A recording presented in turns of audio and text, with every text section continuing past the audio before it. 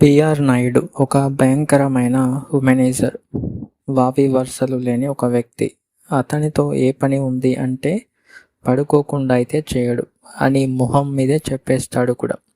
TDP అధికారంలోకి వచ్చాక తాను TTD chairman and MP Rajya Sabha అవుతాను అనే ప్రగాఢమైన నమ్మకంతో ఉన్నాడు.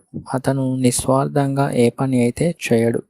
ఇలాంటి వ్యక్తికి మీరు అత్యున్నతమైన పదవి ఇస్తే ఏ చిన్న పనితో ఆడవారు వచ్చినా వాళ్ళని ఇబ్బంది పెడతాడు. అది పార్టీకి కూడా చెడ్డ పేరు అయితే వస్తుంది. ఈ ఉత్తరంలో వ్రాసిన ప్రతి అక్షరానికి నేను కట్టుబడి ఉంటానని ఒక వ్యక్తి అయితే ఈ ఉత్తరం రాయడం జరిగింది. పెద్దలు గౌరవనీయులైన మీరు నా ఆవేదన అర్థం చేసుకోగలరని భావిస్తూ ఉన్నాను అని ఒక అజ్ఞాత వ్యక్తి రాసి సంతకం కూడా చేశాడు. ఈ లెటర్ను నారా లోకేష్కి అదేవిధంగా పవన్ కళ్యాణ్ గారికి రాయడం జరిగింది. దీని గురించి మీ స్పందన ఏంటో కామెంట్ చేయండి.